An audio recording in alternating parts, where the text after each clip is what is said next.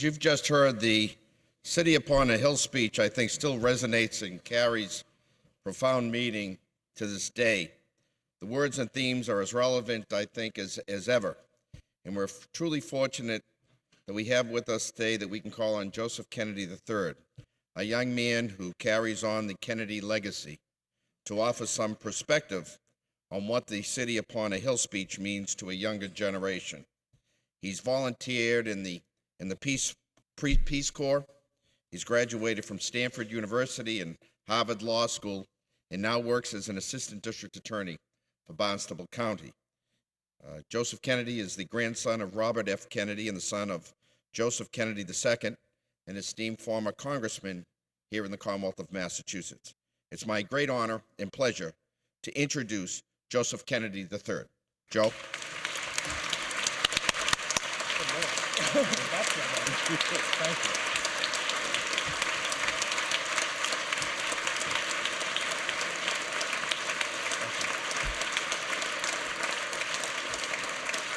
Thank you.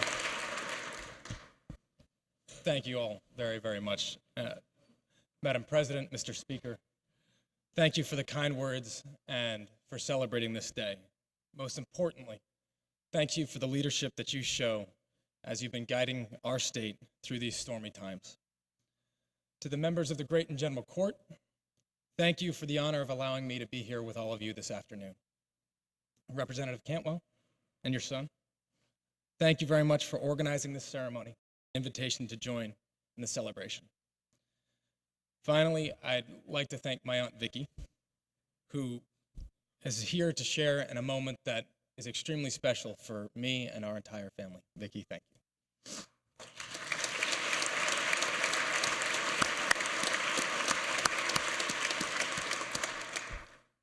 When I got a phone call from Representative Cantwell asking if I would participate in today's ceremony, I was humbled, I was excited, I was a bit terrified, and I then turned around and I asked my dad if he had any suggestions for a story that I might be able to tell about his Uncle Jack.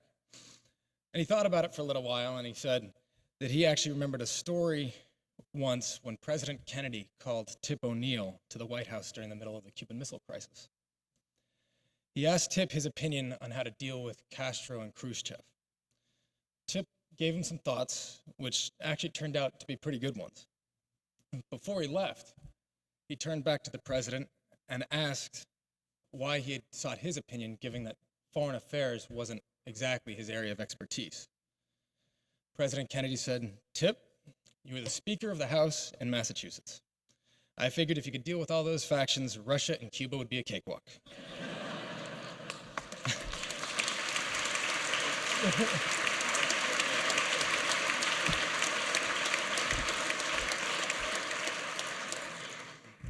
Ladies and gentlemen, it is a tremendous honor that you bestow upon President Kennedy to mark his departure from his home state that he loved so much to that high and lonely office.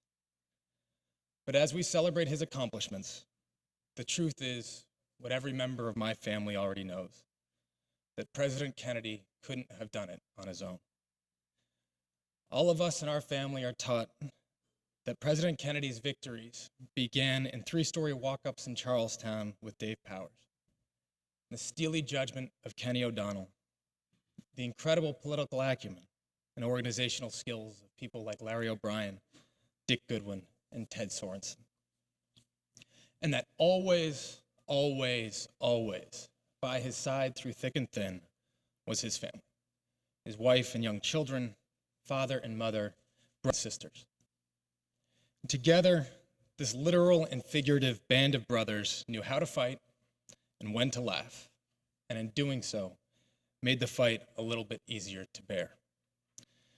They were drawn to President Kennedy because, like he said in the speech, they shared his vision for America as a shining city upon a hill, a nation making the 21st century the American century, not just for the sake of America, but for the sake of the world. They were public servants who had lived through the depths of the Depression, the violence of World War, and the chill of the nuclear age, and were determined that this nation would remain that last best hope of mankind. This hope both carried President Kennedy and guided him to Washington. It steadied his administration through the Cuban Missile Crisis and the Cold War, the integration of Old Miss and the Civil Rights Movement, Sputnik and the space race, and the first steps of the women's movement. And in the darkest hours, in the most trying times, those enduring qualities of our Massachusetts forebears guided President Kennedy. For experience had taught him that America is at its best when instead of putting up fences, we lift up each other. When our leaders unleash the power of the human experience rather than exploit its limitation. When we combine the qualities that belong not just to the Yankee and the immigrant, the farmer or the fisherman, the businessman or the laborer, but to every American. When out of many, we are one. This was the America that President Kennedy championed. This was the America that he needed to have by his side if he was going to take on Khrushchev and nuclear arms on our doorstep, racial discrimination and violence. This was the America that he knew we could be, and he hoped one day would come to pass. And for what he represented, he was taken away, as was Dr. King, as was my grandfather, Robert. And I know that we are all hoping and praying that we don't lose Congressman Giffords as well. Ladies and gentlemen, something happened last weekend, and it's time for a change. For too long, the rhetoric in Washington has been toxic. Anti-war protesters holding up signs saying, "Death to terrorist pig Bush." Tea Party protesters shouting out racist and anti-gay slurs to members of Congress. Protesters shouting out, "Death to Cheney." Radio talk show hosts calling President Obama and congressional Democrats communists and traitors. Images of both political parties showing opponents in the crosshairs of a rifle scope. This isn't what President Kennedy stood for.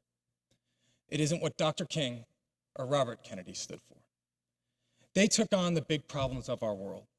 They looked to those common threads that unite us, rather than diving into the identity politics to find those that divide us. This rhetoric creates an atmosphere of hate in particularly difficult times.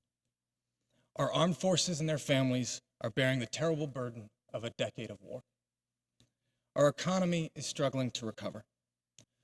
Unemployment rates remain high, while confidence in the American system is at all-time lows. Yet in times such as these, our commitment to each other and to our country cannot dim, but is more critical than ever, drawing us once again to something greater than ourselves, to lives of service and sacrifice, courage and judgment, integrity and dedication. These are the ideals that ought to endure, rather than partisan rancor, naked self-interest, and other corrosive effects of promoting social divisions, a kind of moral gerrymandering that saps our spirit and degrades our collective will. Despite the depths of the perils that he confronted, President Kennedy knew that the challenges of the day were no match for the will of mankind. For he counseled, "Our problems are man-made. Therefore, they can be solved by man. Man's reason and spirit have often solved the seemingly unsolvable, and we believe they can do it again." And for generations, this Commonwealth has shown the way.